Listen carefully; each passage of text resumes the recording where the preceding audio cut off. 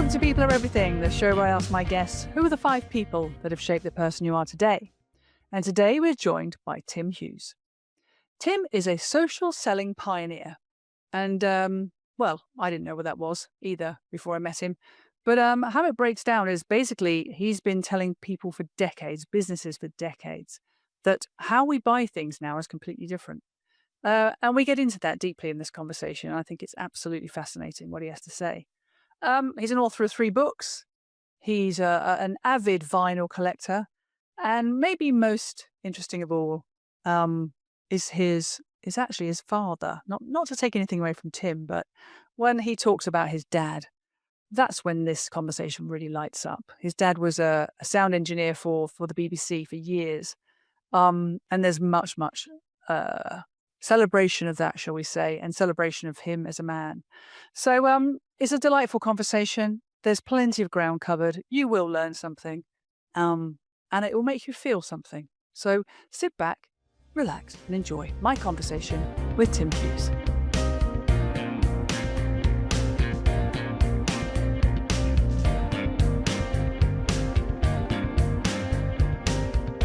Hello, Tim. Welcome to People Are Everything. How are you, first of all? I'm well, Julia. Thank you so much for inviting me on your show. I'm really excited for today. Well, you know, I've already spotted something in the background there that I'm intrigued by. You have a gramophone or something, don't you? Is that I a real do, yes. thing? It's just here. Yes, it's my great grandfather's. That is stunning, isn't it? Anybody watching will see, but anybody listening, it's a really old-fashioned, huge, like conical. I don't know what you call that, really. I suppose an Yes, old-fashioned speaker. It's what you would have had as his master's voice or HMV. Yeah. In the States, it was RCA, and it was my great grandfather's. So my great grandfather bought it when they first came out. He was one of these people that would always buy the latest gizmo. So if anybody that has the latest iPhone, you think about that, then that would be him. At the time, I guess that would have been, wouldn't it? And what is it? Does it play it was. records or tubes? Is it the tube one? Well, he actually sold the Edison tubes to buy this. We don't have the tube one anymore, but he bought this, and this plays 78s. Amazing. That's beautiful. So, and it's different because it's got the speaker is wooden. Most of them were metal. Yeah. And the wooden ones were generally just disintegrated and destroyed because, of course, what would happen is that generally people moved from 78s to LPs, so it just became obsolete. Yeah.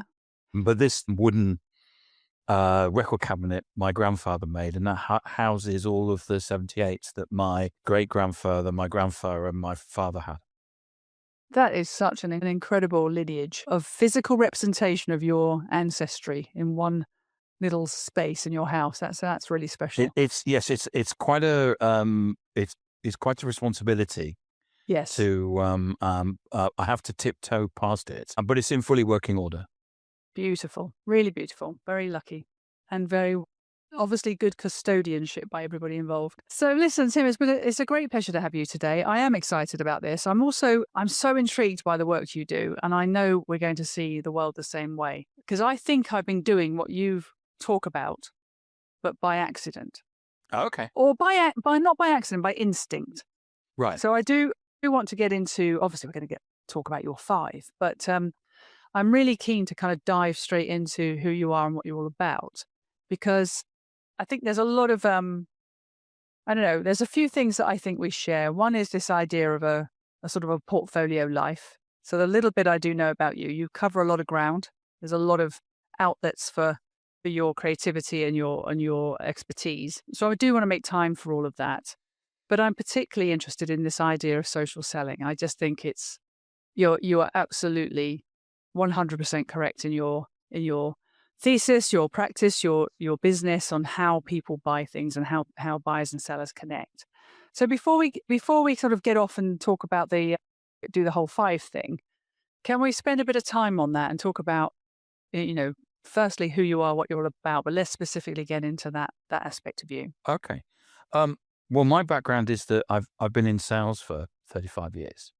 And I was one of these people that was absorbed into the IT industry. All of a sudden, computers came along, and it just pulled up a whole bunch of people into the industry and created loads of jobs. And I was in sales, and well, I still am in sales. And I was pulled along by that. And in terms of the portfolio, I realized when I was probably in my mid 40s that things were, first and foremost, I was predicting that the world was going to change. Everybody laughed at us because I said that two things. One, everyone would start using internet, and two, everybody would start using social media. And Mm. everybody said, no, it's a fad, they'll go away. And so that was one of the things. And the other was that I realized that I needed to do something or have something when I got into my 50s, because I knew, or I had the gut feeling was that the corporates weren't going to support people in their 50s. They do, but not to so much as they would do if they were in their 30s and the 40s. Mm. There's a kind of a feeling once you get into your 50s, you don't have the requisite skills that are needed for the organization.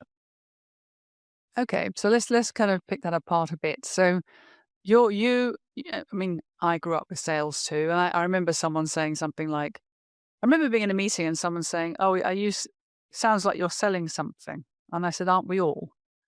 I mean, it's just if you're in business, you're in the business of encouraging someone to make a decision, aren't you? That's essentially what selling is Yes, I to mean, me, the anyway. world, the only way that the world goes round is that people spend money. Yeah, And you spend money with something. If I go into if I go into a shop and I buy a coffee, that's employing the people, isn't it? And those people will go and spend their money at a dry cleaners or something like that. So, money makes the world go round, and we're all in the business of selling, regardless of whether we're in sales or not. I mean, it's a bit of a cliche, but we are in the business of selling. yeah.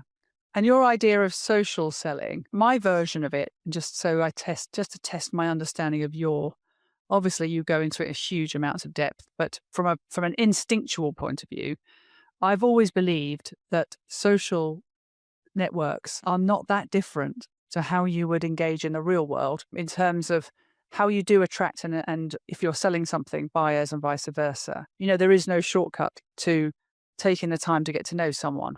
If it's liking a post, commenting on a post, if it's inviting somebody to follow something, you follow their thing. It's like that little dance we all do that says, I like what you have to say. I think we've got something here that could be synergistic.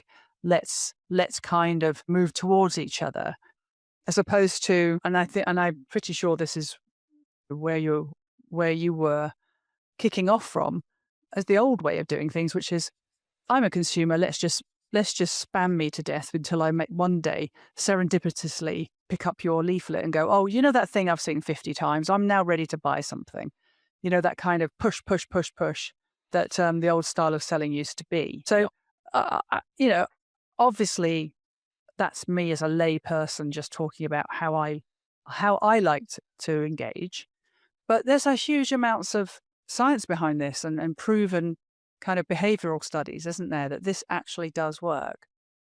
Yes, so we started the business 10 years ago. My first book is nearly 10 years old, and it was the first book on social selling, and it went into the best-selling list on the pre-order. And I wrote it just because I actually thought, when I was writing it, I was actually thinking about, my father had a dementia, and I wanted to get the book out so he would actually recognize that his son had written this book, and maybe he would recognize that. So that was one of the things. So we actually have a definition of what we think social selling is, which is using your presence and behavior on social media to build influence, make connections, grow relationship and trust, which leads to conversations and commercial interaction, which kind of, I think, is what you were talking about. Yeah. And we think that the whole of the world has sales and marketing wrong, which is that they all lead by a product, which is they Mm. all lead by this, and we all say the same thing, which is buy my product because we're great. So Yeah. I make a glasses case and I go to the market and say, I have the best glasses case. And what do the companies that make the glasses, other cases, they say, I have the best glass case. Okay. So we're in this situation where everybody leads by product, and therefore, and they say exactly the same thing. And then they wonder why they don't sell anything. And then they think that by using either 1980 technology, which, like cold calling, well, nobody answers their phone anymore unless I know who's calling me.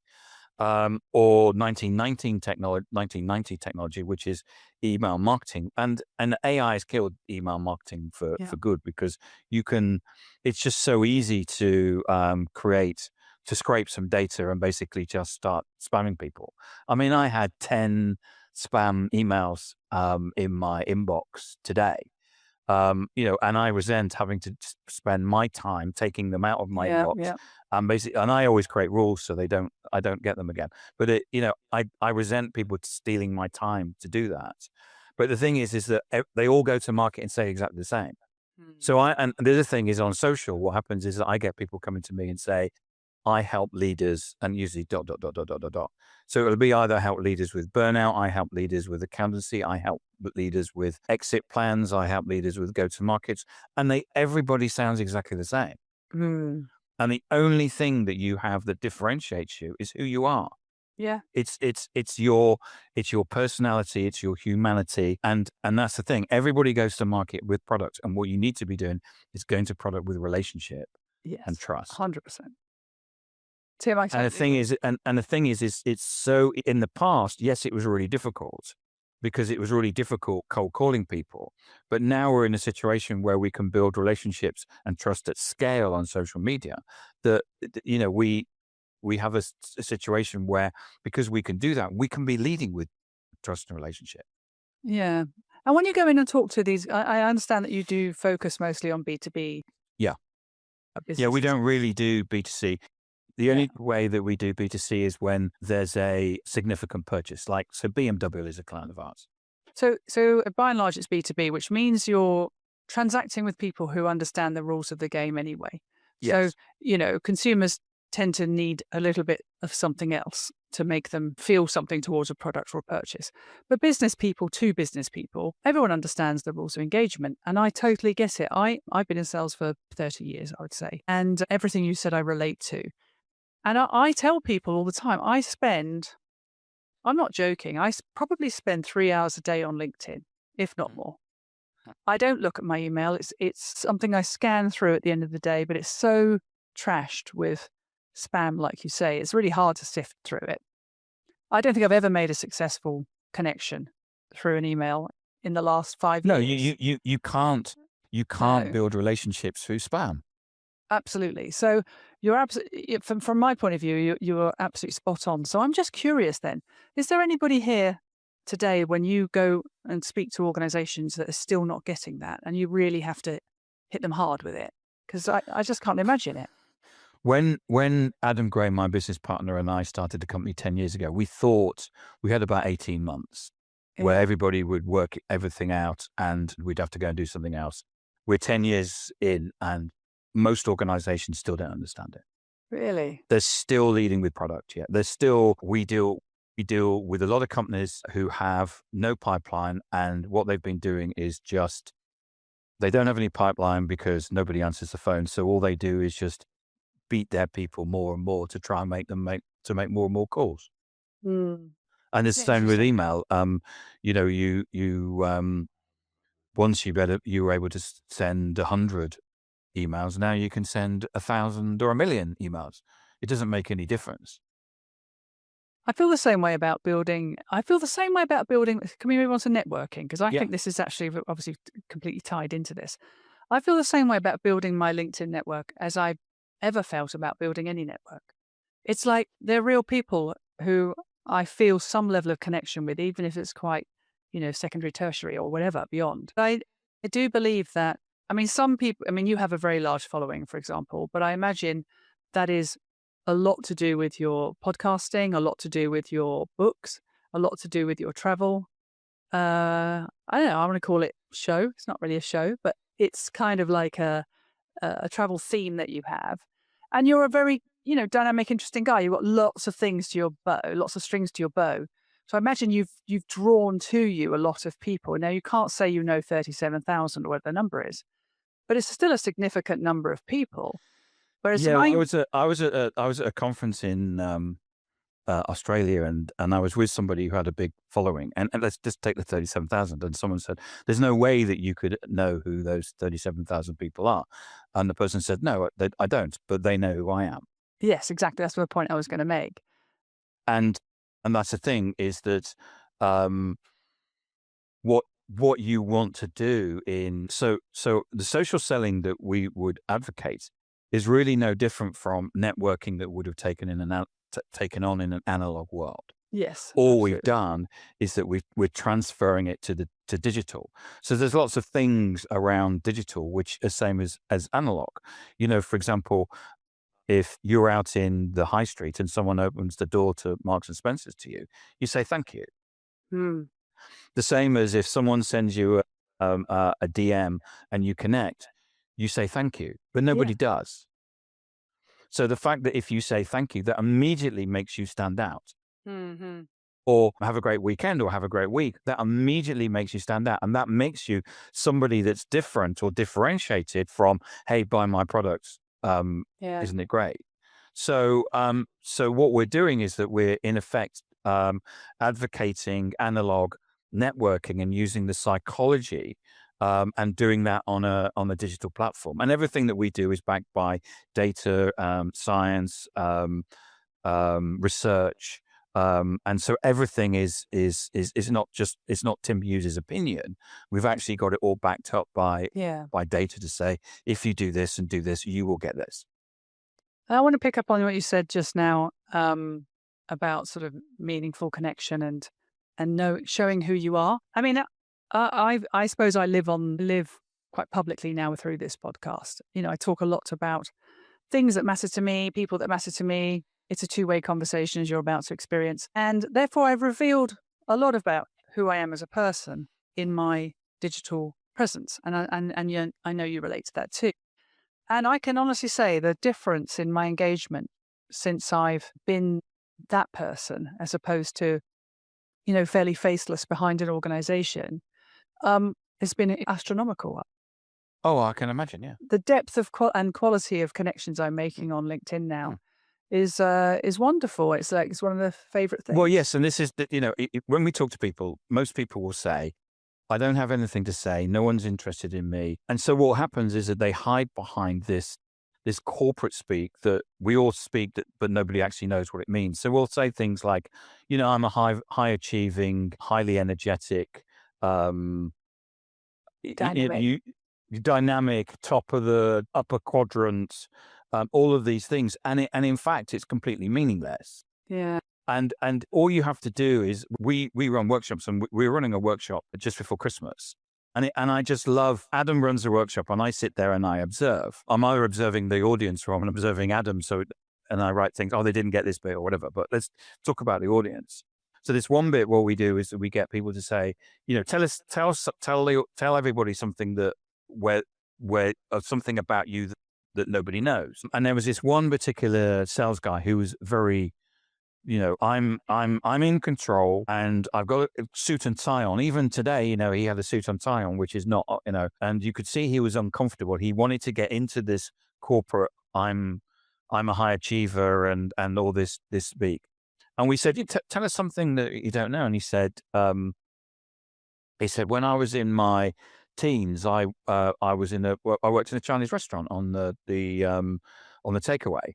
And he said, I know the whole of the menu off by heart. So he said, you shout out a number and I'll tell you what was on the. So we all started shouting like 33, I was chicken chow mein and stuff like that.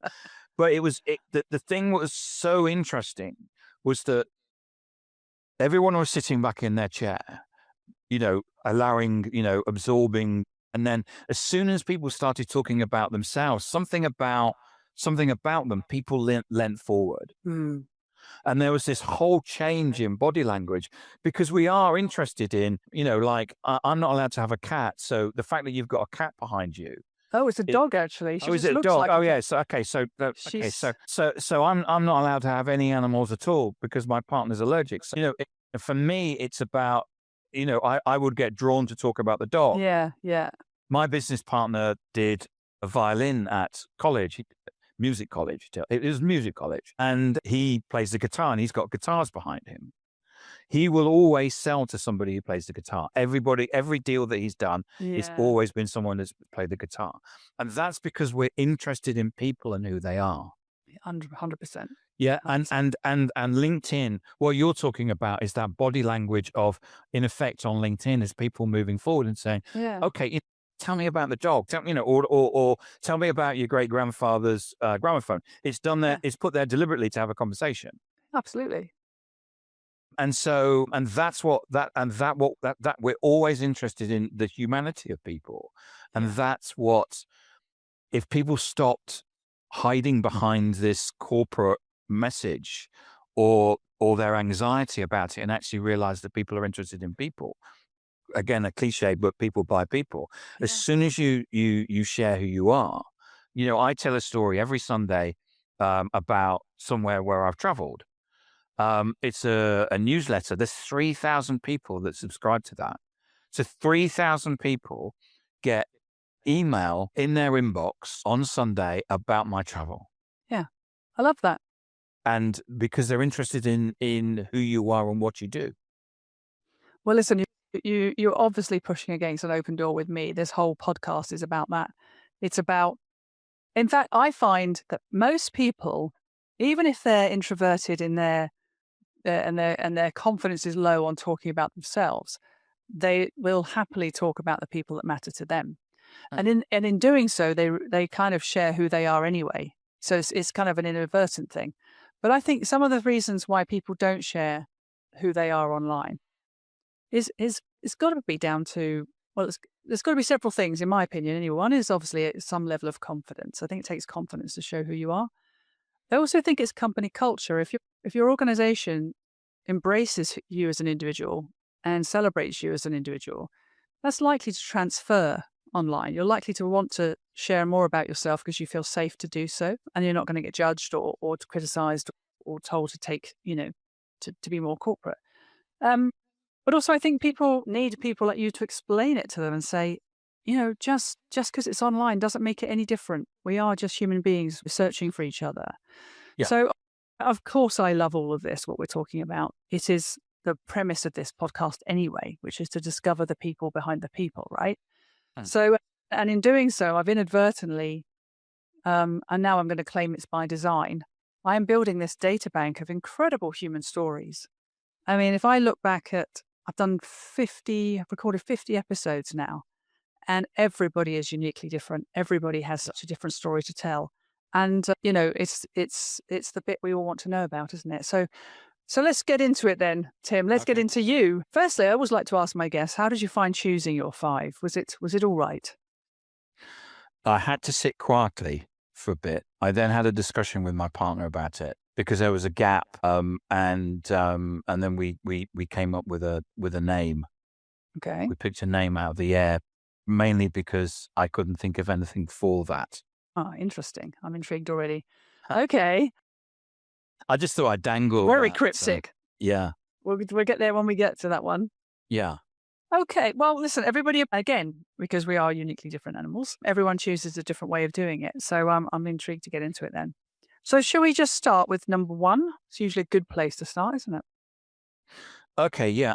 I've picked John Lennon for number one, and a lot of the names I've picked are kind of, I needed to have a name. Plus, it's kind of for me a metaphor for other things. Hmm. And so for me, John Lennon is the metaphor for all of the things that I do in the arts. Okay. So you've already seen that I've got a 78 record player behind me, plus I have a Mhm. whole load of 78s. If you ask me, what is it the thing that you do that nobody else knows? Actually, I've told so many people they probably know, which is through that wall. I have about 2,000 vinyl LPs. Wow. So in that room there, it's just a music room that's got vinyl LPs in stacked. Okay. And for me, that is, we live in London, and we live in London. One of the reasons why we live in London is because we get access to the arts. So Mhm. we'll go to the theatre, the ballet, Shakespeare. There's a number of theatres off sort of like Elephant and Castle way that, and so we love that. We love the arts. And even though I was never I was never involved in amateur dramatics or anything like that, and I was told never to take art when I was 14 years old. I've always been interested in art, and I've always been, we will go to see bands and stuff like that. So it's an integral part of my life. I met someone the other day. His name's Jed. He's in season 4. He had to move his vinyl collection to Oh yeah, downstairs. You know exactly what I'm about to say, yeah. because his ceiling was buckling from the weight No. of them all. It's a serious commitment, and I think people who We've collect got vinyl. concrete floors. Yeah, well, I was going to say there'll be some support there, but I think there's something about vinyl, isn't there, that it's permanent, it's tangible, and every single one of those records, I'm sure, means something to you. So back to John Lennon, then, is he a particular favorite of yours, or he epitomizes something that you love in music? I think that very, very early days, I would have been probably about 10 years old. Someone at school created for me what would be today a mixtape, which is where they'd taken, I didn't have access to pop music because my father was a big classical music person. And I certainly at 10 years old wouldn't have been going out buying albums. And they taped the blue double album of the Beatles, plus probably some bits and pieces from Sergeant Pepper's. And I just played that and played that and played that and played that. It was one of those things. I broke the law and taped off the radio. But by having the access to what I just thought that the Beatles opened up a world of that was so I was born in 65, so this would have been 73, 74. And for me the Beatles just opened up this whole world, and then of course that opened up all kinds of Mm. bands. And I lived through, I was 12 years old when punk started. Um and um And then, I grew up at school where people were basically listening to rock. Then punk started, and then we had indie, which was when I was at Poly. So the Cure and people like that, and it just kind of carried on. I just saw we saw someone dressed as a punk in Dollis Hill between Christmas and New Year. A punk with and I just couldn't stop laughing because I thought that's 40 years old. Yeah, still You're a going. be you think that you're rebelling, but if I'm at an age where certain people I don't even see me. I'm 60 Yeah. years old, and some people don't see me because I'm an old person. And I was looking at her, and I'm thinking, you can't even see me, but you're actually a um, prese- pre- presenting something as rebellion, which is 50 years old. And I think Yeah. it's great that people are still rebelling in that way, and are still probably looking back at the Stranglers or the Ramones or something like that, and getting something from it. Yeah, I love it when new young generations rediscover something from our times. I'm slightly younger than you. I'm 55, and I think I hit certain key trends at the right time. So I think if it's such a gift that you hit these things at the right time. So, for you to be at Poly when that kind of music came out, when you'd be at university when that kind of music came out, these are sort of times of your life where you can really indulge music and really absorb it into your story, actually. So I'm an 80s, I was around when punk started, when the synthesizer started, and Soft Cell, Heaven 17, all of these bands which many people may not even know about. Um, but at the time um, what was happening was that things were changing, and it actually has a bearing, which is that what happened in the past was my father believed in music was you had to go and study music for 5 years, you had to have talent, you had to have a whole bunch of things to play in an orchestra. And what happened with the movement of punk and that was you still had to have talent, but you didn't have to go and study music for 5 years. You could Mm. go into a garage with your mates, learn 3 chords, produce a song, and be spotted and have a record out.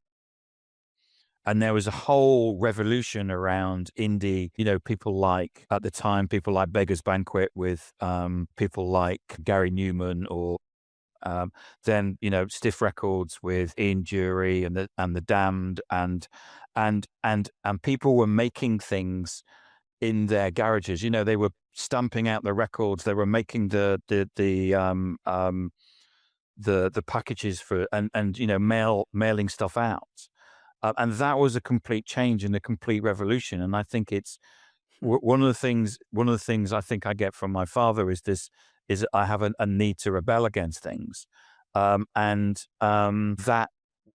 whole music piece was a Well, I suppose the Beatles, to anyone looking back on the Beatles at this generation, were going, well, what's the fuss? But at the time, it was absolutely groundbreaking and a great yes. foundation for a great gateway into a broad appreciation of music, I think, because the Yeah, Beatles themselves were so broad. the key thing about the Beatles, what the Beatles changed was that up until that point, record companies were deciding what music people were going to hear, popular music Yeah. they were going to hear, because it was being written by writers who worked for the record company. And what John Lennon and Paul McCartney did was they were writing their own music, and that's the piece that changed. And in a way, they were one of the first groups where they decided we're not touring.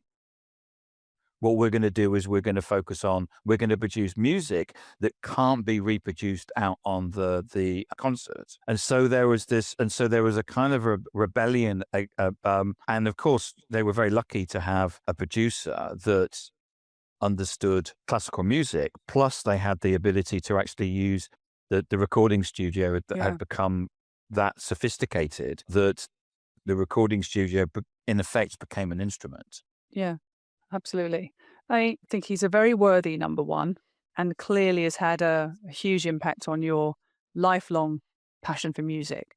All the references you just said were completely mine too. And my only last question on this segment is, do you remember the very first single you bought with your own money? I do, yes. It was Wild Side of Life by Status Quo. Oh, really? Yeah. Huh. Mine was Howard Jones.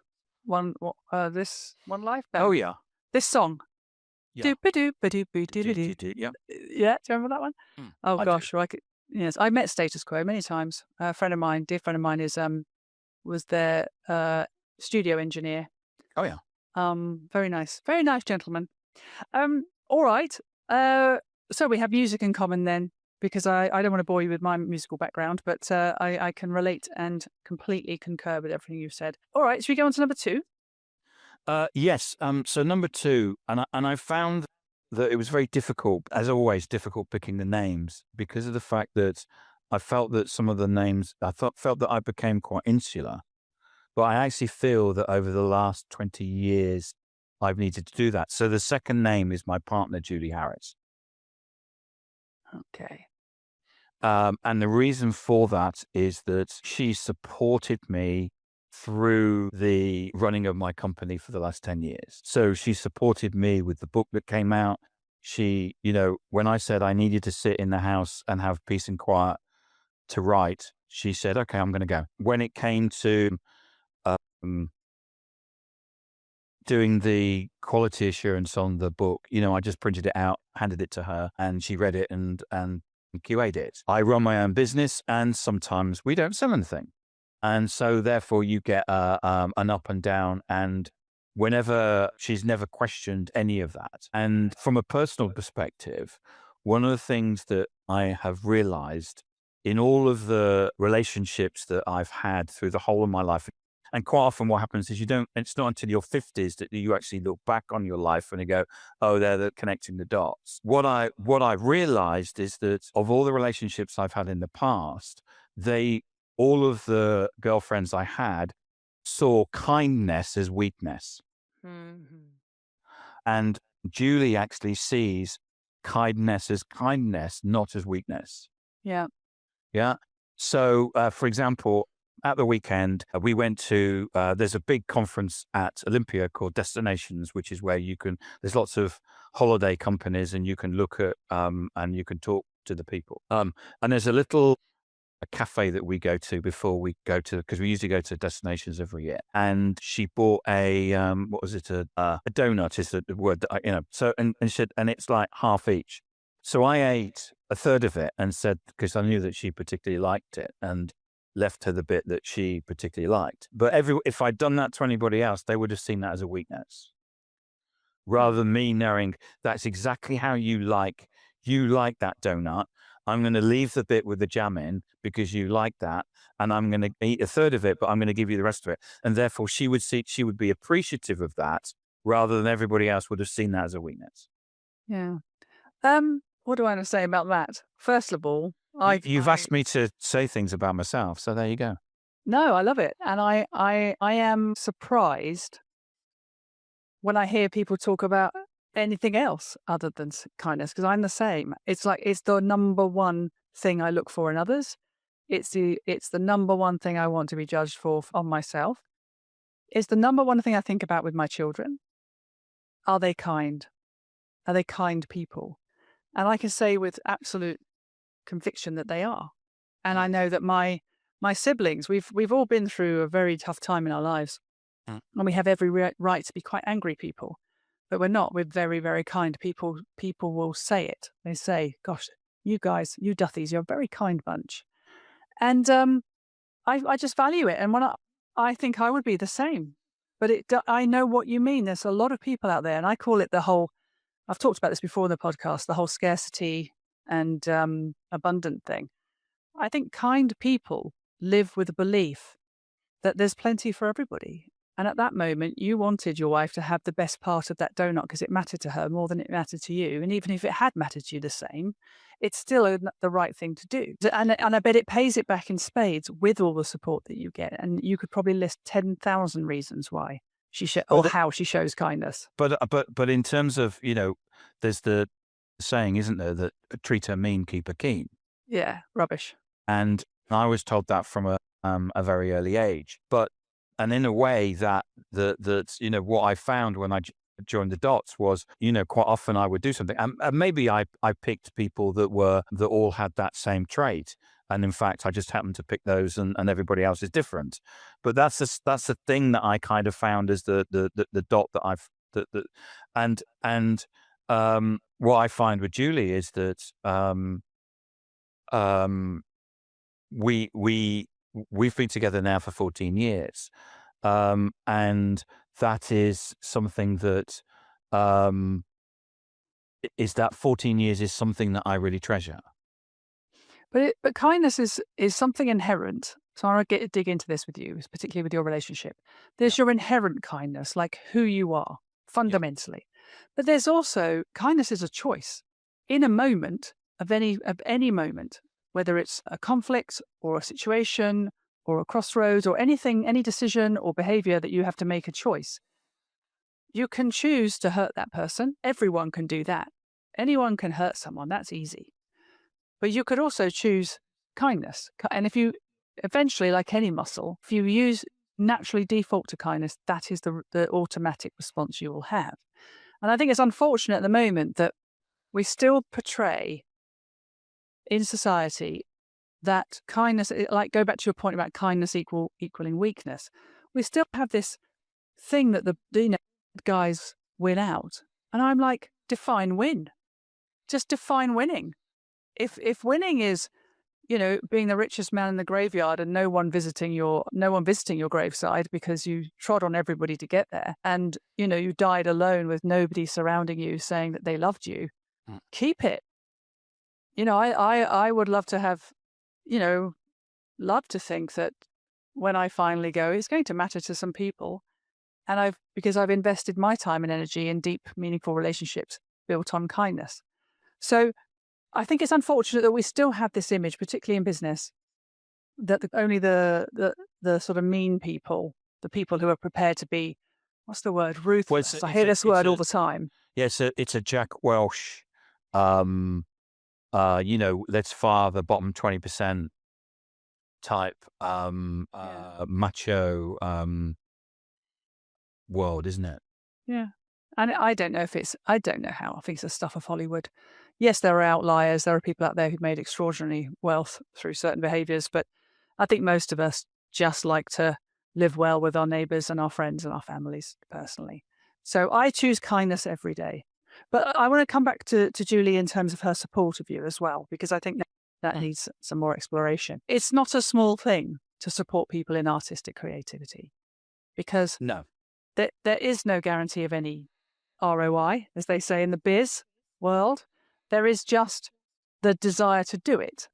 And to have a partner that recognizes that and says, I don't know where this is going to go. I don't know if you can make a go of it, but actually, I think you should. This is what you're supposed to do, and I'm here to support you in it. I have that in my home. I have my partner will always read the scripts that I write, the Substacks, I've written a book myself, obviously the podcast now, and it's wonderful. It's wonderful to have somebody that you trust and that knows you to keep you on the right side of it all as well, because you can't always trust yourself, I think. No, so Julie's on our board, and for me that's really useful, because I know a lot of people kind of say, it's difficult to have your partner but actually, because she knows what's going on, I don't often have to describe the context. Yeah. So maybe that's because I'm lazy, or it means that if she knows exactly what she's tapped into, what's going on. Yeah. Also, over the last 15 years for her, she's gone through quite a big journey, which has been good for her, about learning about contracts and stuff. So one of the things that we do in our company is that she deals with all contracts, and she also does all our finance. So that what that means is that Adam and I can get too close to an opportunity. Yeah. We might agree to something in the contract in the spur of the moment that swings back and hits us. But she will actually challenge us and say, well, what about this? And why are you doing this? And stuff like that. And that really helps, having that separate person who understands the business, but also understands commercial reality. So that helps. But I agree with you, going back to she's been so supportive of me in terms of the books. So my third book, we happened to go to Portugal for 2 weeks, but she worked. Mm-hmm. So you could write. And Portugal's really good because it's the same time as the UK. So she works for Essentia, and so she was on calls, and I basically locked myself in a room, which I needed to do because otherwise you get distracted with doing stuff. And I locked myself in the room, and I was able to write that third book in actually a week and a half. So, having that ability where she's not going, why are you still working? Or why are you still doing this? Or what, are you talking to other girls on the phone or something like, or whatever the question is, it is, this is my work. This is what I need to do. And we balance it out. Yeah. I love it. I have a picture of someone very, very kind of, what I want to say, just someone who's very much a steadying hand for you as well. Somebody who keeps you well and focused and able to produce. And I think that's so valuable. So here's to Julie. All right. Thank you.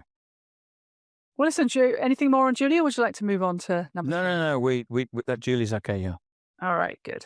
Number 3 then. So number 3 is my father, David Hughes. Okay. And he's kind of the metaphor. It's kind of my parents. Mm-hmm. My father, I am the sum of my father and my mother. And it's funny when we'll show photographs, and my mum will say, Julie will say, you look just like your mum, or you look just like your dad. It's like, well, I'm glad I do, because I wouldn't want to look like the milkman, would I? So yeah, I mean, and that's been part of a journey that I went on. So just a little bit about my father. My father was a sound engineer at the BBC, and that meant that he had a very well-defined job. He also worked irregular hours. So, he may be doing football on a Saturday. We lived in London till I was aged 8, and he would have worked at television centres, so worked on programmes like Doctor Who and Blue Peter and Hitchcock's Half Hour, things like that. The BBC had created a new state-of-the-art studio, Pebble Mill in Birmingham, and we moved to the Midlands. And he worked on Pebble Mill at 1, Saturday Night at the Mill, Angels, Juliet Bravo, programs like that. And he then got he got dementia, and he had probably dementia, Alzheimer's, for probably about 17 years. And gradually what would happen is that mum and dad would be on holiday, and she tells the story. They were on holiday in Yorkshire. And this was the man that had taught me how to read a map. And they had a big row because they were lost. And then he said, actually, I don't know how to read a map anymore. Mhm. And gradually the lights, he stopped learning how to, he said, he's lost. I don't know how to swim anymore. So gradually the bits, and then he, we agreed with my mum that once he became doubly incontinent, we'd put in a nursing home, which is what we did, which is another story. But when he passed away, which was like 3 years ago, um, I was at the funeral and I did my piece. And it was quite strange because it was one of those where I thought, I don't know what to write. And all of a sudden you hold the pen and then it just comes out. Mhm. And I did hit the eulogy pretty much exactly how I'd done it. And then what happened was that it was a bit like The Godfather, which was these people came up and shook my hand. And they didn't just shake my hand like this. They basically went like this and said, your father did this. I knew that now this is going back 50 years. There was a number of people in the BBC who had decided, they were men and they decided they wanted to be women 50 years ago. Mhm. Yeah. And what the BBC would always do is that they'd ship them out to Cardiff to basically, because they didn't know what to do with them. Yeah. And there was one person, and my mum said, Peter, it was his name. She said he was such a good looking guy. And all of a sudden he comes in and says he wants to be a woman. And they said they were going to fire him. And my dad said, if you fire him, I'm out of here. Yeah. And so there was the fact that he was actually standing up for people that that needed to be stood up for. The other was that came out was that he was a massive mentor to people. Mm. So this lady was at and she said, she actually wrote a whole load of stuff that it was really sad because she wrote this stuff and then died herself, just killed over. But she wrote he was in the Doctor Who magazine things. And there was this one guy said, if it wasn't for your dad, I wouldn't be where I am today. And what happened what happened was that my dad had helped him to be a sound engineer. And then he worked on the program that he always wanted to work, which is, I'm smiling because it was Noel's house party with Mr. Blobby. And that went on for, was it 8 or 10 years or something? And he said, that was basically my show and it was what I wanted to work on. And that's what I did. And that's what made my career, working with Mr. Blobby. But it was the fact that I didn't know about, he was not one of these people that came home and said, hey, I was mentoring people today. Yeah. He just kind of like did it. We knew about the fact that he was standing up for trans people 50 years ago because my mum was saying, why are you putting the house, you could get fired. And we went, how are we going to pay the mortgage when you're standing up for trans people? And so and interestingly enough, all of those people, actually, they weren't physically at the funeral, but they were dialing in on a Zoom link. And it was that realization that my father had decided that there was this other thing that I'm going to go to work and I'm going to do the best thing I can do. And I'm going to love what I do. It was his purpose. But there was also the fact that you need to look out for other people. Yeah. And I need to do the right by other people. And he was doing it. Today, you would do it because that's the way society is. To do it 50 years ago. Yeah. And to stand up for was just so.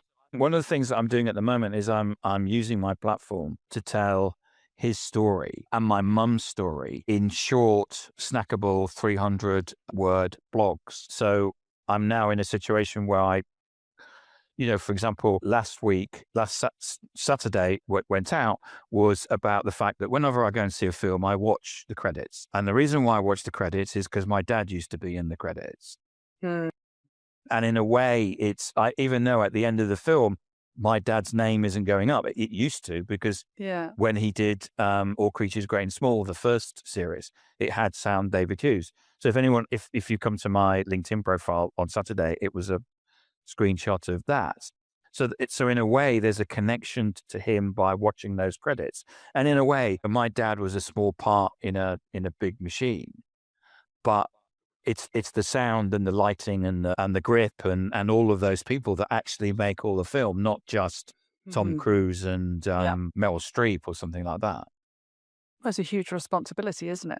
Getting the Yes. sound right. So that's kind of that's what I wanted to say Mhm. about my dad and why I wanted him in the and I would also, it's if my mum ever listens to that, I wouldn't want her to think that I was excluding her. Yeah. Okay, so what can I say about all that? Well, first of all, he sounds like a true gent, and I mean that in the best of men. He sounds like the best of men, and I love how he lived, and I think we would all like to believe that were we to meet with the same situation, that we'd stand up and Well, support those people. it's interesting because when you were talking about kindness and you were talking Mm. about funerals, I immediately was thinking about this and the fact that, yes, if what w- well, I'm not, I'm actually not bothered what people think, because I'm going to do the right thing. Yeah. And if I do the right thing, hopefully, well, people will end up seeing that, I'm doing the right thing, because some people might not think, at the end of the day, other opinions are available. And so, but I think it's nice to see that he was an individual that wanted to make better with the world. And if there's lots of little people making better, what goes around comes around. Yeah.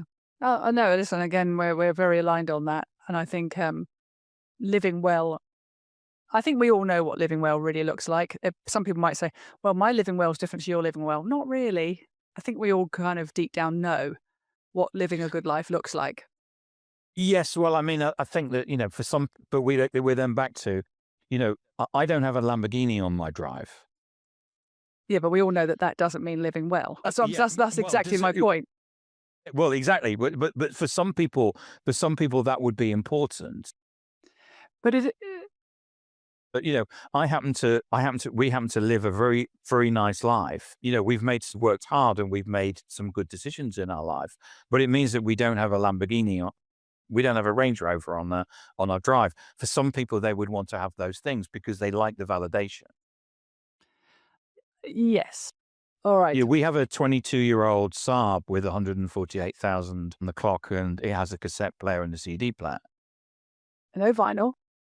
No, no, it doesn't play vinyl. No, it plays CDs and cassettes. So we have a cronky old car on our drive, but Yeah. we're happy. I guess what I'm saying is we all do deem, and we know how to be decent. We do know how to be decent. Whether we choose to or not is another story. And it sounds like your dad, David, he chose to be decent, and he put that above. He put his own life at risk, or his livelihood at risk anyway, to do that. And I think that's really commendable. And I think what you're saying about the quietness of him. I aspire to that. I can be a bit kind of vocal in that area. I come home and I might tell the kids what I've done that day. And there's part of me that a little voice in my head goes, just shush, let them discover it. You don't have to tell them, and that discovering, I feel like it has more, it gives it more power. Like you've said, you discovered this after the fact, and that so many people wanted to come forward and say these nice things. You must be extremely proud of him. And just a couple of words on dementia. Again, we share that. My dad took, I think it was 10 years it took him to die of dementia, and he eventually Yeah. forgot how to breathe. He got as far as that. Most people don't make it that far. The swallowing reflex is the second to last thing to go, and then it's the breathing reflex. So to see him go to that level was extremely traumatizing, for him mostly, and for us also as his children. But it's like there's something about watching somebody so once vital going into that decline. How did you cope with that? How did you handle it? Because 17 years, I think it was 17. Did you say it Yeah. took?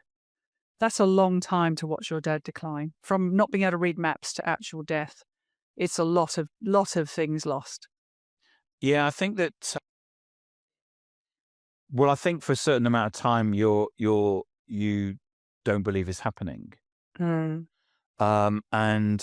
So he had Lewy body dementia, which is described as basically the proteins in your head and they shift around. And none of the day you can see well, but you can't hear. And that has a real impact to people who are looking after him because they think he's being bloody minded. Mm.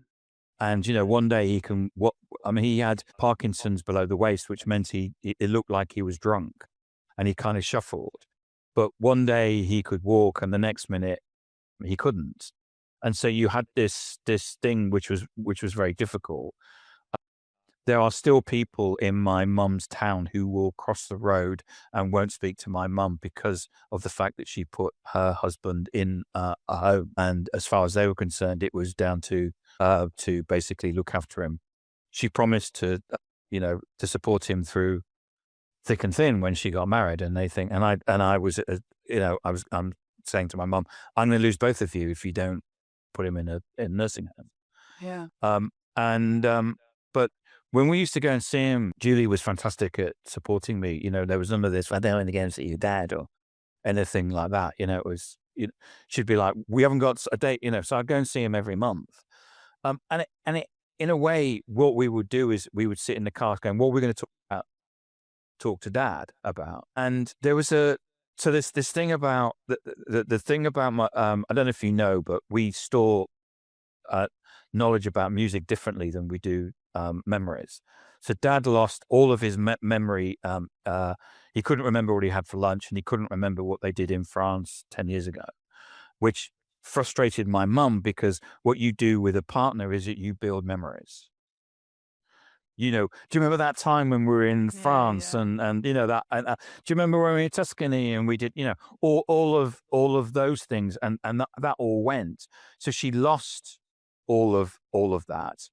But I was able to go. We went to we went to Vienna, and Julie and I was working there, and then she came over, and we went to the opera. And we said, "Oh, Dad, I went to the opera in Vienna." And he says, "Oh, that's great." And now I can't remember what the big opera place is, but Dad went, "Did you go to the so and so place?" "Yeah, we did." And Julie's like looking it up on the phone. Went, he's right. It was like, if it was anything to do with, I took a pamphlet which had him. So he had. So I have a reel to reel tape recorder behind me, and I I have see. another Yeah. one in a museum in Scotland. The one in Scotland's a BTR2. For those tape recorder train spotters out there. I took a pamphlet with a tape recorder details, and he said, "Oh yeah, that's a Scooter." He knew all that stuff Hmm. because we store it differently. So we store it, like the knowledge in taxi drivers Yeah. in London. We have so we store information, songs, lyrics, different, which is why we know the song to because that actually comes from a different part of Yeah. the Yeah. memory than maybe something else we did when we went to Tuscany. Yeah. Well, it's evocative as well, isn't it? It's sort of maybe that's just the word we use when what we really mean is that it is stored somewhere else, and so we retrieve it in a different way. Yeah. I can relate to all of that, Tim. I mean, my dad's thing was music and dance, and also we shared. He lived in India he was born and raised in India for 25 years or so. And when he was in his early stages of dementia, it coincided that I spent a lot of time in India. I was like, literally, I spent 4 years there. And for at least 2 of those years, he was still communicative. He lived a bit longer, but he couldn't talk after a while. And I would come back from each trip. First thing I would do is go straight to see my dad. I'd usually do you know what jalebi is? No. It's it's an Indian sweet. And Okay. I would go and buy some just before I was leaving for the airport in a cardboard box, and I would carry it all the way on the aeroplane, all the way in the taxi, all the way home, all the way, to drop my house, pack everything, take that box, then drive to my dad's, So whatever, 12 hours later, here, Dad, I brought you some jalebi. Mm. And he'd eat it, and you could see he was just right back there. He was it's like a, that evocation, like I said before. And I think music has that way of doing that too. And these Yep. things matter when your dad is losing his, like you say, the memories that you used to rely upon. This stuff really matters, I think. Yeah, my dad went to Ravi Shankar's 50th birthday party. Huh, okay, He was big very in cool. Indian music when at the BBC. Honestly, he led a life. And may I ask how old he was when he finally passed? Yeah, he was 90. Yeah, okay. My dad's 92. Yeah, so 90 also. yeah, so it was so you can imagine 50 years ago the BBC was very white, Hmm. and the population of the West Midlands was becoming more Indian, Pakistani, and Bangladeshi, and they're saying that the music in the TV programs don't represent us, and so the BBC allowed a Asian network, which generally transmitted early in the morning, I think. And my father did all the music, so he met with Ravi Shankar and all of the. I've got a tape of not of Ravi, but of Indian classical. It plays on my machine at the back of Indian classical music. Is fantastic. We used to have Yeah. Indian music because Dad would bring his work home and it would echo through the house. He'd play. Mm. We'd have Indian music on. Oh, wonderful. No, I love all that. Anyway, that's enough So, about that. all right then. Who is number 4? So number 4 is my VP Roger Turner when the second time I was at Oracle, Okay. and the reason for that was that Roger was a person that, from a leadership perspective, he was one of the things I think about leadership that I, looking back, is that I think that you need to have somebody. People can teach you how to be a leader in a classroom, but it's very useful to have somebody going, that's what I want to do. That's Mm-hmm. how a leader should be. And there was a couple of people at Oracle who, and Roger was one of those where Roger, we'd book a 1-to-1 every month, and he would say this. So, first time, I turned up, I said, so what do you want to talk about? He said, well, what do you want to talk about? This is your hour, Yeah. do with it what you want. If you don't want to turn up, don't turn up. But if you want to talk, this is for you to talk to me. So, what is it that you want to talk about? So there was very much Roger's leadership style was very much one of delegation, but also empowerment. And there was it would be a case of, it was, when you're in leadership where someone says, well, I don't know what to do. And you say, well, come on, you've been around. What do you think you need to do? Mm-hmm. And they say, well, I think maybe you need to do this. And then they actually tell you exactly what they should be doing. I mean, he was one of those people that would, it was, there was first and foremost, he would empower. So therefore you would say, well, I think, whenever something was being done, he would always say, what do you think needs to be done? Or how would you do it? Yeah. And then he might say, well, yeah, maybe that's a bit politically sensitive. So maybe we need to do something else. But he was always in that empowerment mode. And that's something that I've always wanted to take on in my own leadership skill. I mean, we're working with an organization at the moment, and they're desperately, terribly command and control, and it really grates my teeth. Mm-hmm. And I'm constantly trying to move the thing to say, well, do you think if the team came up with the idea themselves, well, they might own it then. Oh yeah, that's a good idea then, isn't it? So. But Roger was one for delegation, and in a way, what that did was that I became all of that, and of all of his team, everyone became self-managing. Yeah. There was none of this, at Oracle. There was quite a lot of command and control, because there was quite a lot of, it comes down from the top, and therefore it gets passed down, and this is the rules that you need to follow. But Roger was very much of, well, here's the framework. how are we going to work within this? Okay, you can say you're going to, oh, that's fine. Well, how, you also need to do this as well because you need to tick those boxes. But ultimately, and it was, yeah, I just found it really empowering myself to actually see someone lead, certainly in the way that's expected today. Probably wasn't, I've been out of Oracle for 10 years. So Roger was my leader, 15 years ago. And so, yeah, I mean, so he's my number 4. Well, I'm sure he's very pleased to hear it. I think as if you have a leadership style like that, it has such far-reaching consequences because it's not just about empowering you to do your job; it's empowering you generally. To believe in your own problem-solving skills, your own abilities, your own capabilities. And I think when we command and control, we rob people of that, not just in their day jobs, but in their personal development. I'm curious then. I'd love to know your opinion on this. When you meet a leader that insists on command and control, what do you think's wrong there then? You can always tell my opinion, but what do you think has gone wrong? Why do you think if that's still the case now in 2026, why do you think they still do it? Because it's sort of proven time and time again that it doesn't work, not sustainably. It might work in the short term, but not sustainably. What do you think keeps people doing that?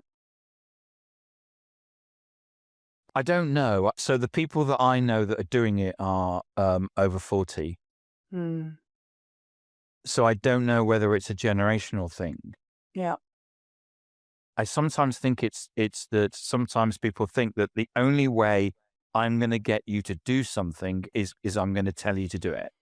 Hmm. So it's, I grew up with a directional style, which is I'm going to tell you what to do. And then when I've worked as an individual contributor, one of the things that you find is that you actually need to get people, and it's actually a great leadership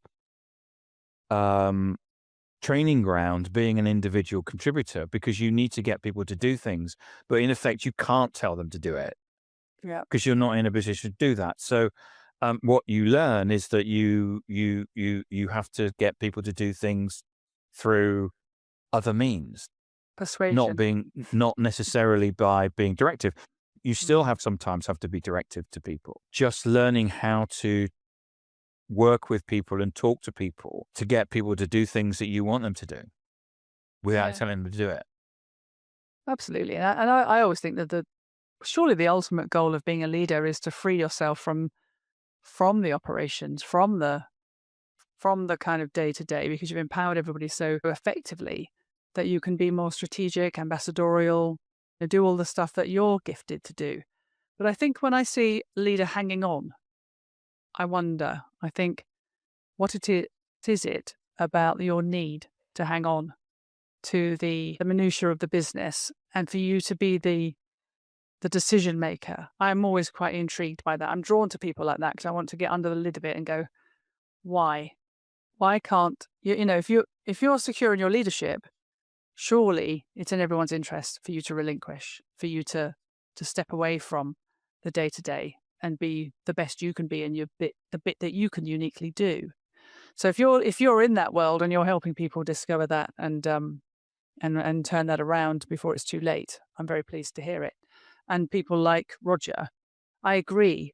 I think you have to sometimes see a model of it working and embody it, not just read about it. And that goes the other way as well, seeing how it's not supposed to be done. Being on the receiving end of the wrong type of leadership can be equally influential in how you are, can't it?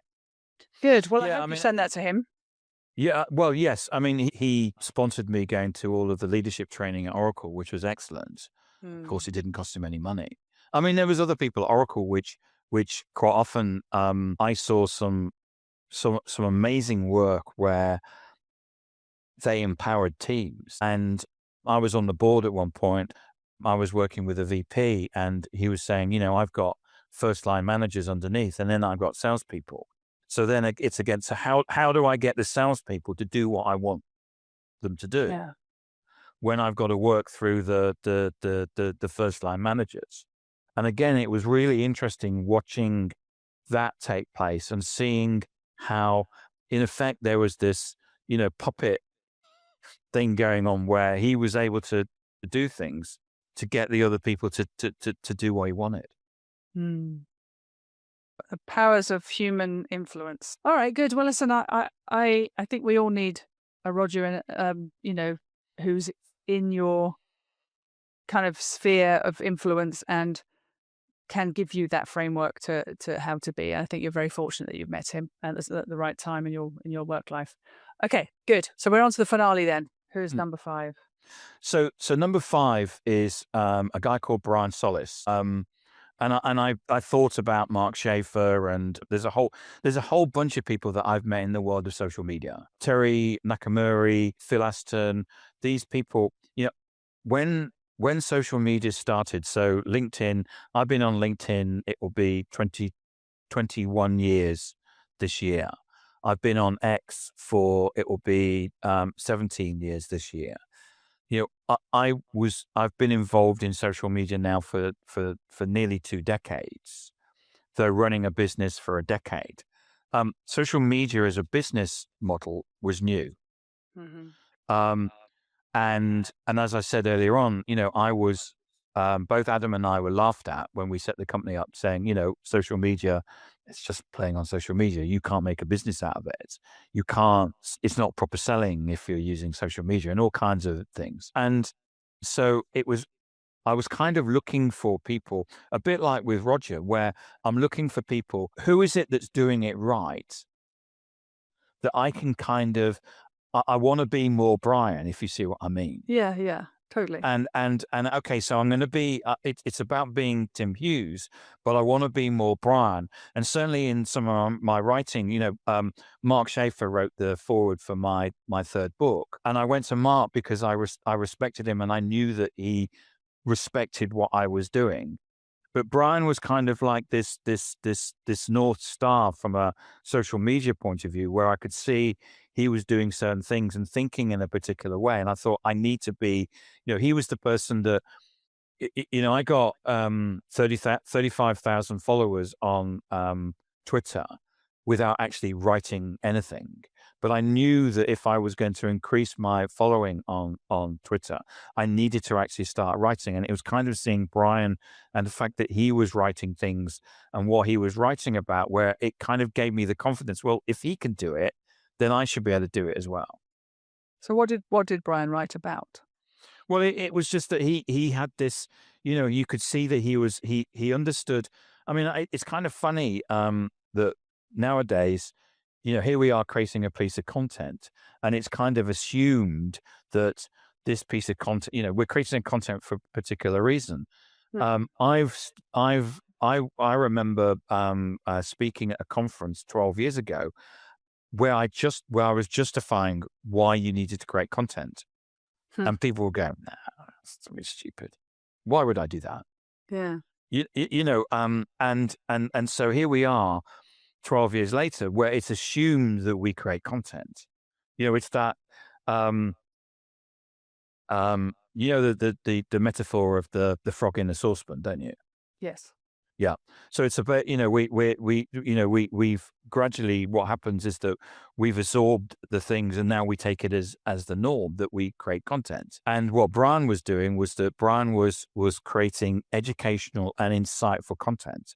He wasn't putting out articles about buy my product because we're great. Yeah. He was saying, here's an interesting thing that's going on.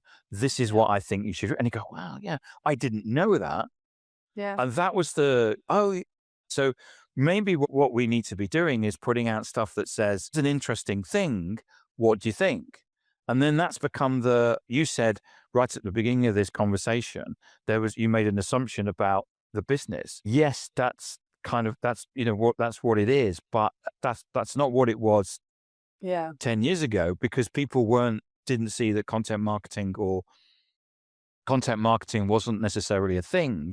People were still putting out pretty much what were adverts.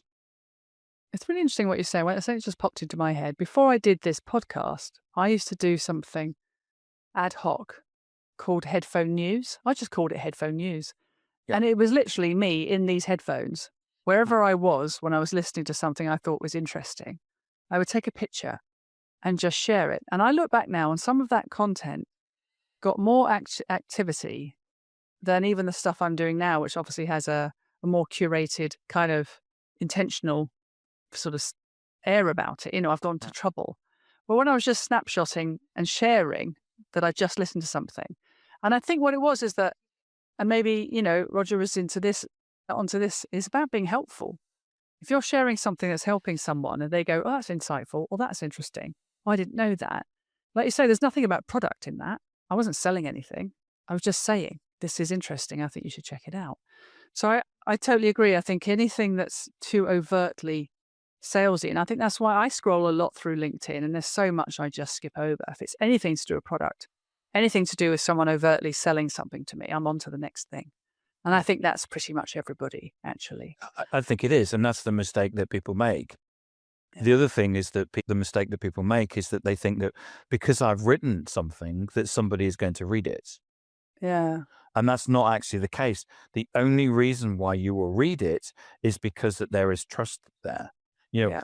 I listened to, was it Headphone Moments? I listened to Julia's Headphone Moments because the last one, I came across it and it was really interesting. Yeah. So therefore my assumption will be that the next one will be really interesting.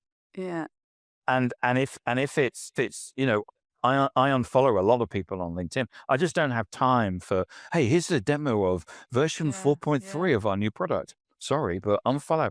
If you're going to share that once, you're going to share it you're going to share 4.1 and 4.2. And I'm not interested in that. Yeah. And I can tell you, no buyers are. And So you've got to have that trust in place. well, Brian was clearly ahead of his time, because if he was sort of talking about these things as you were, I think the rest of us are sort of catching up fast. I think it's It's only taken 10 years, yeah. But the work you're doing is, I love it that you are going into organizations and opening their eyes to this. As I say, I tend to have just fallen into this way of being through just intuition. And I'm sure I get many things wrong, but broadly speaking, I totally understand your principles. It just makes sense to me that why would you if we're in the attention economy, why would I give you my attention if I don't get something back, i.e. helpful knowledge, entertainment, you piqued my interest with something. And that isn't product. Product rarely gets you to do that unless it's something really wow, where you just go, that's interesting. I've not seen anything like that before, which is rare. Well, it is. But the thing is that everybody loves their product because it pays their mortgage and puts food on the table. So they actually think that what they sell, if you went to 1,000 companies, all 1,000 would say what they did was wow. Yeah. Yeah. So everybody thinks that what you just said, therefore I can go to market and say, here's my glasses case. And you go, yeah, well, I've actually already got a glasses case. Thank you very much. Or actually I want a pink one. And you don't do pink ones. Or whatever the thing is, or I'm going to go to Tim because more likely I'm going to Tim and I'm going to buy the glasses case from Tim because I know him. Well, I was just about to say the last major purchase I made was actually this Aura ring, which, by the way, hello, Aura. I know you're not supposed to wear it on the thumb, but it just fits really comfortably here and I like it. And it still works. But it's the time it took for me to see it as a product and go, wow, to buying it was a long time. And I needed to feel trust in it. I checked it out with friends. I read the reviews. I kept being drawn back to it. But it was a slow relationship that built before I finally handed over my money, not because of the cost or that it's not cheap.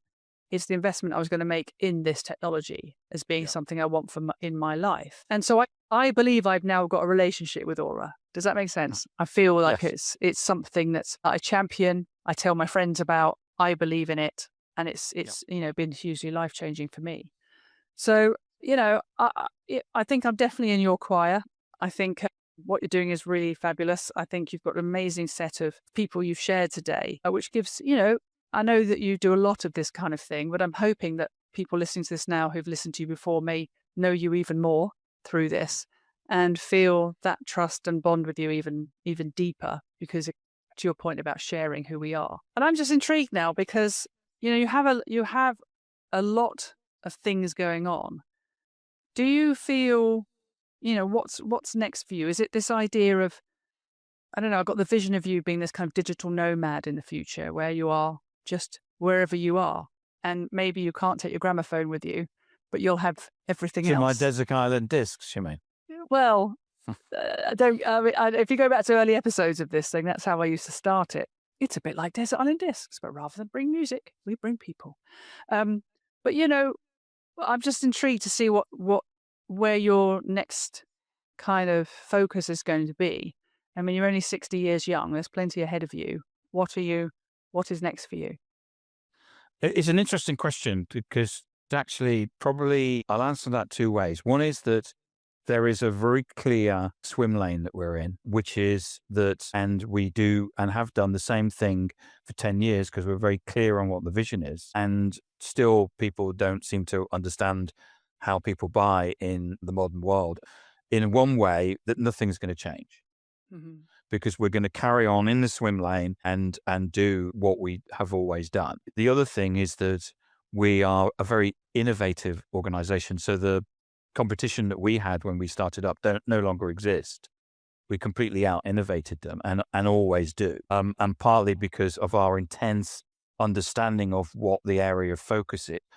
The other thing is that we are, in terms of the innovation, we're innovating with AI. So one of my team has built a teammate, and we signed that at the back end of 2025, and the first implementation of that started last week. So they're still learning, training, and being coached, but we're adding a teammate into that, and part of that is to actually, everybody says that you shouldn't treat AI as an easy button, but actually we're giving it to people as an easy button Mm.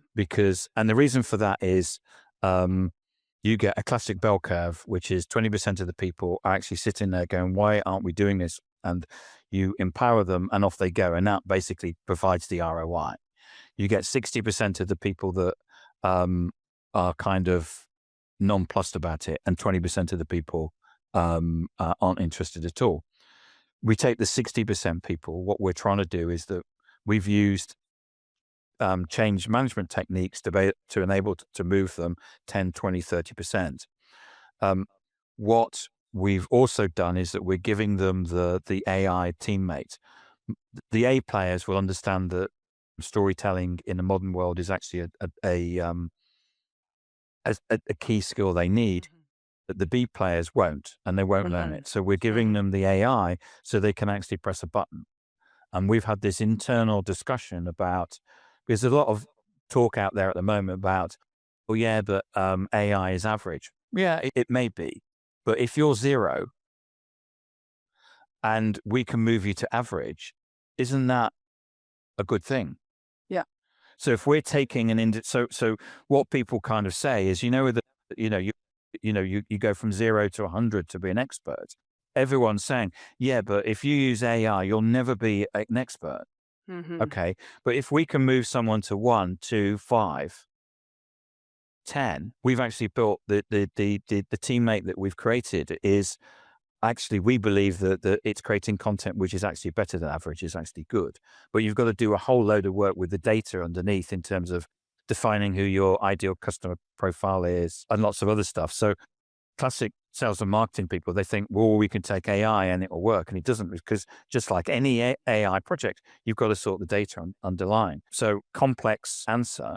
But in terms of the new stuff, that's what we're looking at. And we're looking at AI as a way of, again, how can we make sure that we get as many people within a cohort of students to get the biggest amount of return for the organization that's buying it?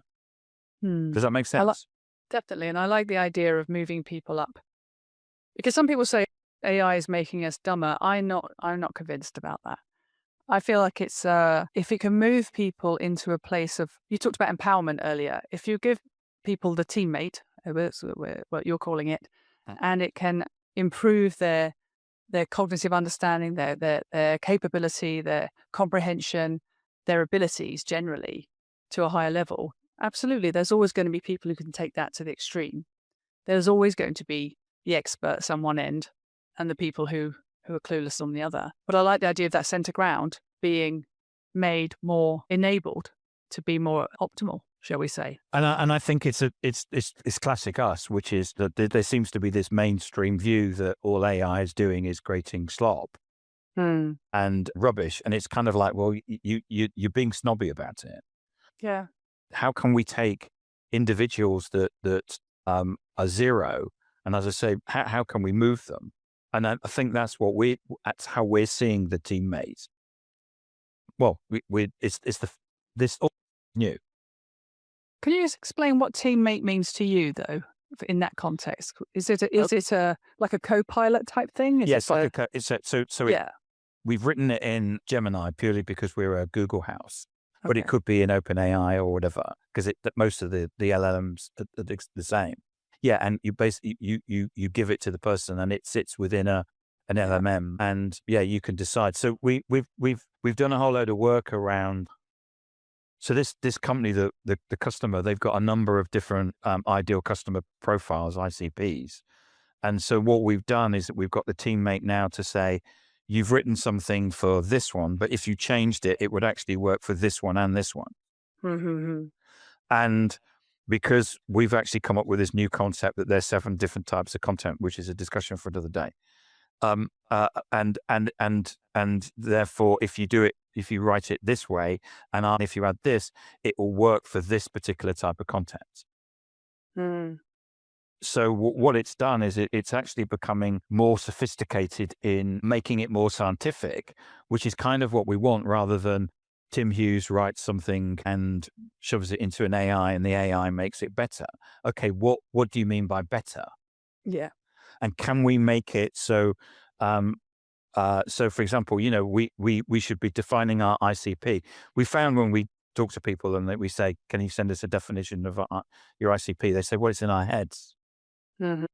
Whereas this has all been done by my French guy, Bertrand. He's got the equivalent of 17 A4, you know, eh, 17 of these defining, it's female, they're in Paris, they like sustainability, et cetera, et cetera, et cetera. Really defining who the ICP is. So we're able, from a data perspective, to really give the AI direction in terms of how it should be writing the content, and it's producing some really good stuff. So in a way, we're not moving, but in a way, we're actually at the cutting edge of development around how people can use social better. Just an idea just popped into my head, which is not going to be well thought through, Tim, because it just came into me. It just came to me. I think AI could do with a rebrand. I think when you talk about AI to most people, they either love it and go, I just love ChatGPT, I can't be without it, or Claude or whatever they're using. And others who go, oh, it's going to be the destruction of the universe and human beings. I wonder if it should be called, I don't know, human optimization or something like that. Because at the end of the day, everything everything that AI is to enhance the human experience until it turns into some kind of Armageddon thing where they become our overlords, which I'm just not buying. I just think that's nonsense. Um, there is always going to be a human being at the end of the transaction, the end of the thing, whatever the thing is. And actually, what do we really want? We want to optimize the human experience. We want to be better at things. So I think from a branding point of view, if we could move it away from being this ethereal, existential extra thing that lives outside of human activity, to being actually it's a wonderful self-generating human optimizing thing, then I think people's mindsets and framing of what it can do will get rid of a lot of, like you called it, the slop of people just thinking, I can outsource all of, I just give it all to AI, that'll sort it out. Well, AI is actually only as good as the people that are using it. So you can't separate the two things. You can't say that will go off and do its thing. For who, for how, for why? No, it has to have a human Well, yeah, element to it. we're still sitting to the elements of using. What we're going to be doing is that we're going to be using content as a mechanism to create a conversation with a human being. Yeah. This is not about what a lot of people say is, I need to create content, therefore I'm just going to create something and put it out there. Why are you putting it out there? Well, I just need to put something out there. Okay, no one's going to read it. What Yeah. we're doing is that we're using it as a way to creating content, creating that conversation, and we know that conversations create commercial interaction. Well, it reminds me of the early days of the internet. If you were there too, when it was I just was. it was just random nonsense, pages and pages and pages of rubbish that you couldn't contextually understand. And only when it became organized, only when it became useful to human beings and meaningful, then it started to get into its powers. So I'm sorry, AI overlords, you'll have to wait. I think we're still going to be in charge here for a little bit longer. Listen, I love all of that. I love the ambition of it. I love the creativity of it, and I wish you all the success. My Thank last you. question is always, who shall I speak to next and why, Tim? Have you thought about it? Haven't actually. There are a number of people that you could probably. I mean, I always would love Adam, my business partner, to come on because I think he's a great person for you to talk to. It's just that it's really difficult always getting him on podcasts. I don't know Because what it is, because he loves an intellectual debate, but it's really difficult to get him on. we'll see if you can twist his arm. I won't. Okay. We won't tag him as such. I don't mean that in the hashtag sense. I mean that in, I don't know, back in the schoolyard when we used to just tag people, didn't we? But no, if you can talk to him quietly and say, you should chat to Julia, I think you might enjoy yourself. Okay. I would love that, but no Okay. pressure. But listen, Tim, it's been an absolute joy. I've learned a lot. You know, you do have an awful lot about you. I think that's something that our listeners are going to really enjoy. I wish you all the very best with everything you're doing. Thank you. That story you told about your dad, by the way, I had read that in one of your articles of Mm. blogs, I think you said. And it was really touching. I did read it. I read all of it. And keep doing those things because today more than ever, I think human stories of decency and integrity and just remind us that actually at the heart of it, we're all, doing our thing, aren't we? The best we can. We are. And We are I people. think the more stories we share about each other, I think the better. Mm. So, yeah, I just wanted to say that. So thank you so much for your time today. Thank you, Tim, it's been Julia. an Thank absolute you. pleasure. All right. Thank you. Bye-bye now.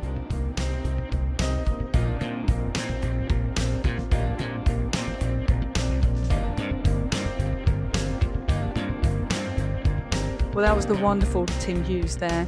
I told you would learn something. Yeah, hope that's left a mark on you. Certainly did me. So, if you did like it, please like, subscribe, comment, get involved somehow, and maybe get in touch with me. Maybe you've got 5 people you'd like to talk about.